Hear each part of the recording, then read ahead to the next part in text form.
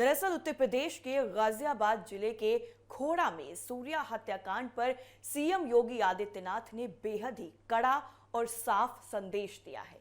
ये संदेश सिर्फ अपराधियों ही नहीं बल्कि बच्चों के माता पिता के लिए भी है। दरअसल उत्तर प्रदेश के मुख्यमंत्री योगी आदित्यनाथ बिजनौर के अफजलगढ़ में एक जनसभा को संबोधित करने के लिए पहुंचे थे और वहीं पर उन्होंने ये बड़ा बयान दिया है।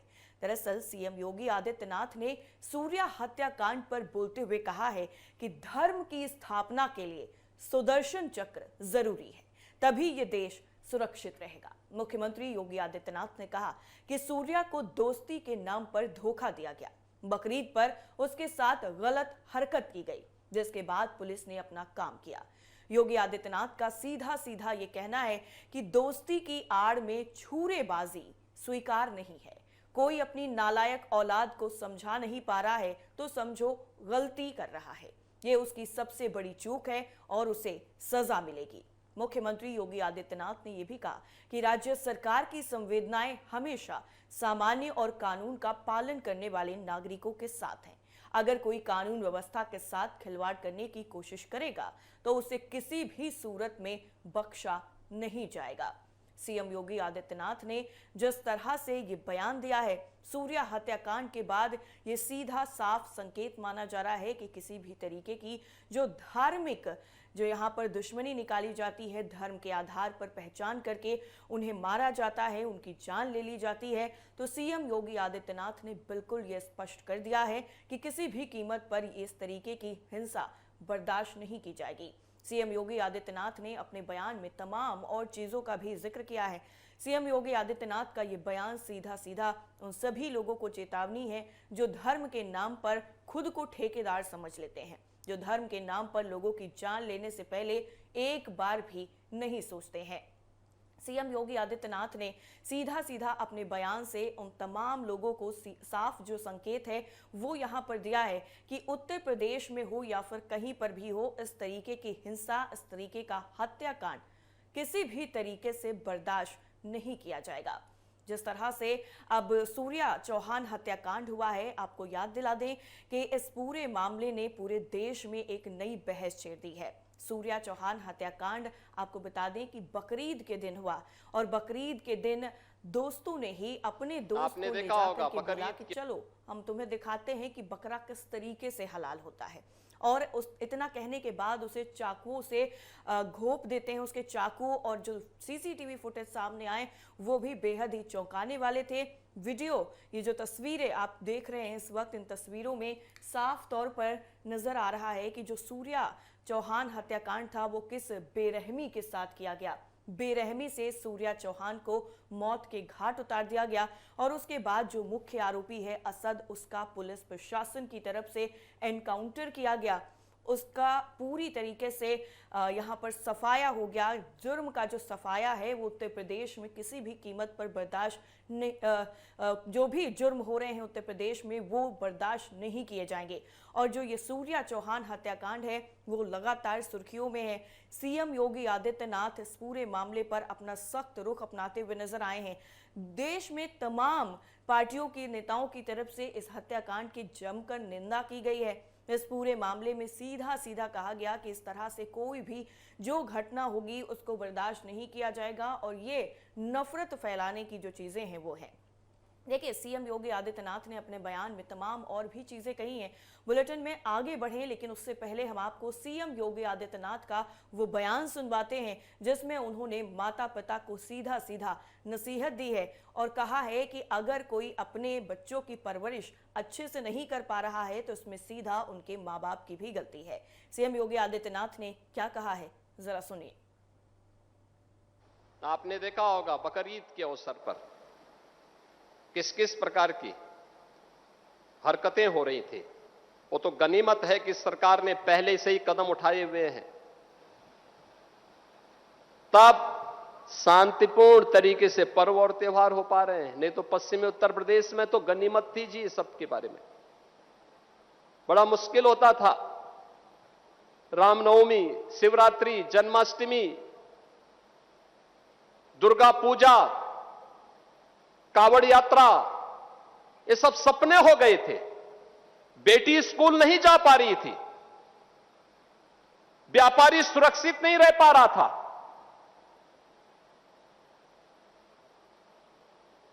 और दोस्ती, कैसी दोस्ती? आपने भी गाजियाबाद में देखा होगा,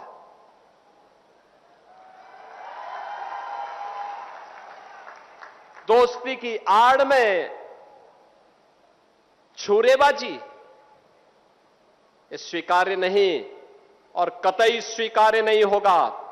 अगर कोई अपनी नालायक औलाद को समझा नहीं पा रहा है तो समझो कि गलती कर रहा है, गलती कर रहा है। याद रखना, हमारी संवेदना सामान्य नागरिकों के प्रति है। प्रधानमंत्री मोदी जी के नेतृत्व में पिछले 12 वर्ष में बिना भेदभाव के शासन की योजना का लाभ हर तबके को प्राप्त हुआ है। न जाति देखी गई, न क्षेत्र देखा गया, न भाषा देखी गई, न मत देखा गया, न मजहब देखा गया।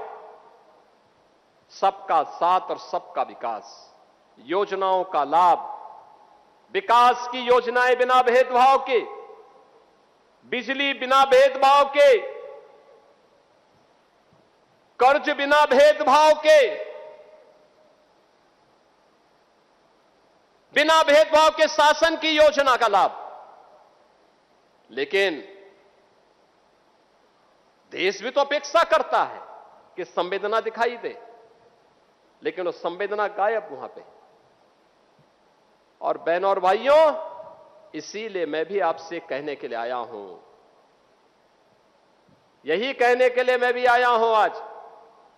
हम सबको इस बात को ध्यान में रखना होगा, हम सबको इस बात को ध्यान में रखना होगा कि अहिंसा और करुणा ये मानवता के भूषण है, किंतु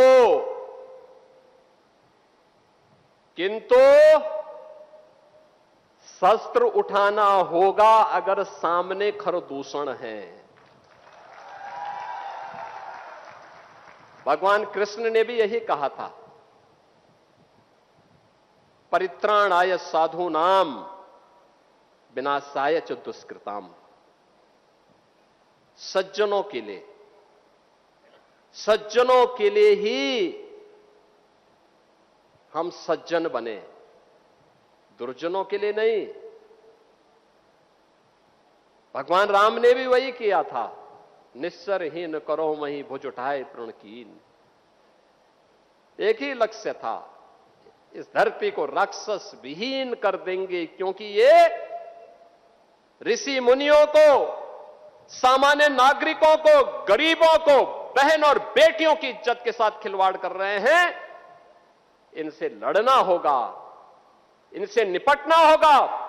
देश के खिलाफ द्रोह करने वाले लोगों के प्रति उतनी कठोरता के साथ, उतनी निर्ममता के साथ लड़ने के लिए तैयार होना होगा। और आज का ये समारोह जो यहां पर हो रहा है, बहनों और भाइयों, उसी का हिस्सा है। एक संदेश देने का कार्यक्रम है। मैं पूछना चाहता हूं, मैं इस समय एक चलन देख रहा हूं, तमाम मौलवी और मौलाना इस समय एक बयान दे रहे हैं, कह रहे हैं गाय को राष्ट्रीय पशु घोषित करो। अबे हमने कहा कि गौ हमारी माता है, जन्म जन्मांतर का नाता है।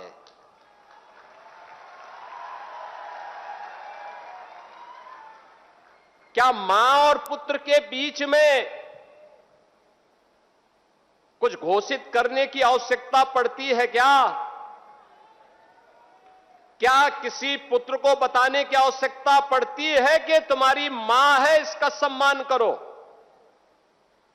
ये हमारे संस्कार हैं।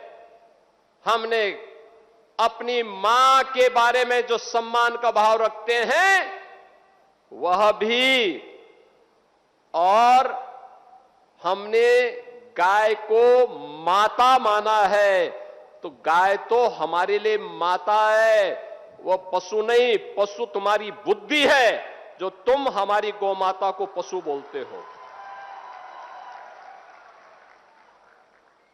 तुम्हारी सोच पशुवत है, जो तुम गौ माता को पशु बोल रहे हो। और तुम्हारा ये दोगलापन है कि जो एक और गौकसी को प्रश्रय देते हो। मैं देख रहा था बकरीद में तमाम उनके चेले चपाटे अपने सोशल मीडिया हैंडल पर बकर ईद पर गौ माता का चित्र दिखा करके कह रहे थे कि बकर ईद की बधाई दे रहे थे। लेकिन मैं उनको बोलना चाहता हूं, यूपी में गौ हत्या का मतलब जान रहे हो ना क्या होगा? वो जान रहे हो? तो अगर जान रहे हो तो फिर अपने चेले चपाटों को समझा लो, नहीं तो कई कई पीढ़ियां याद करेंगी गौ माता के साथ किसी भी प्रकार की कोई हिमाकत की। तो मैं पूछना चाहता हूं,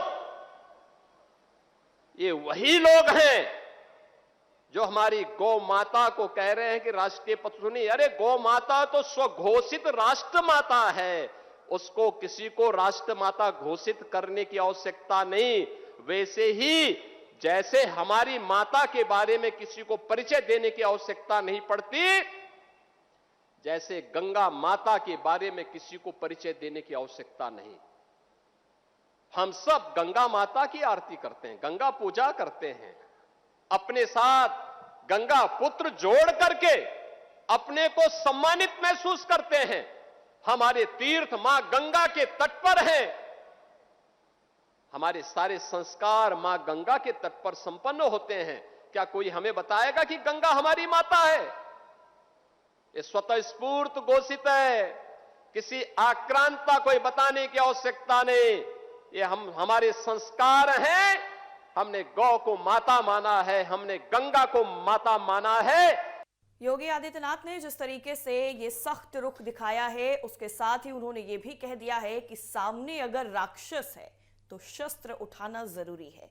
दरअसल मुख्यमंत्री ने महाभारत और विदुर के बारे में भी बात की है और कहा है कि भारतीय परंपरा और संस्कृति हमेशा धर्म की रक्षा का संदेश देती रही है।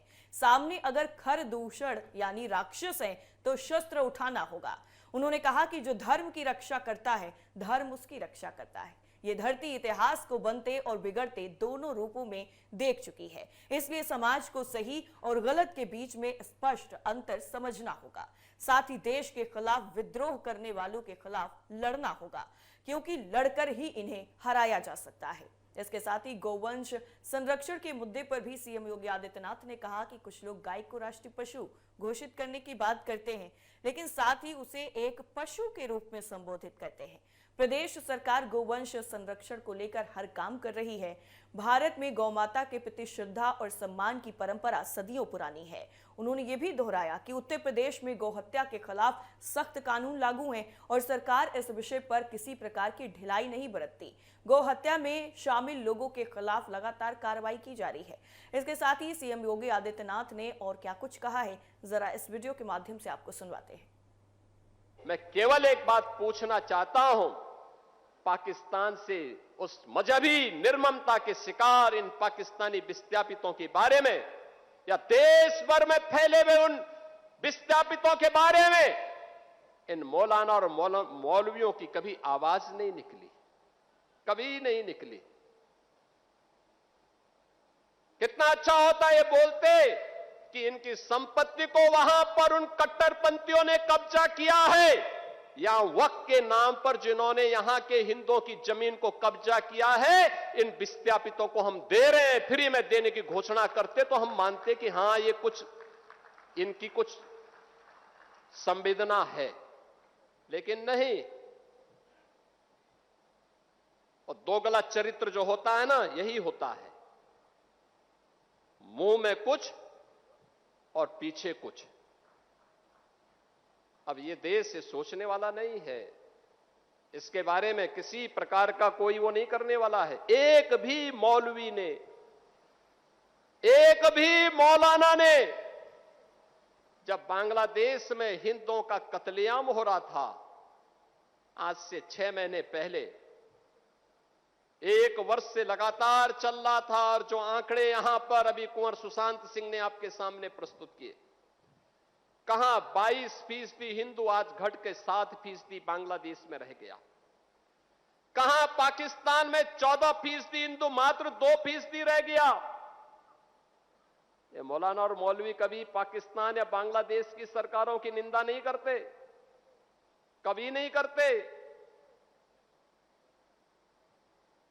अरे थोड़ा जुमे की नमाज में एक बार यही घोषणा कर देते कि पाकिस्तान घटिया स्तर पर काम कर रहा है, भारत का दुश्मन है, भारत के दुश्मन को उसके ठिकाने पे जाकर के भारत के बहादुर जवान ठीक कार्य कर रहे हैं। सीएम योगी आदित्यनाथ का जो ये सख्त रुख है वो साफ तौर पर ये बता रहा है कि जिस तरह से राजनीति गाय को राष्ट्रीय पशु घोषित करने के लिए, राष्ट्रीय माता घोषित करने के लिए हुई, उसका जो मुंहतोड़ जवाब है वो यहां पर सीएम योगी आदित्यनाथ की तरफ से दिया गया है।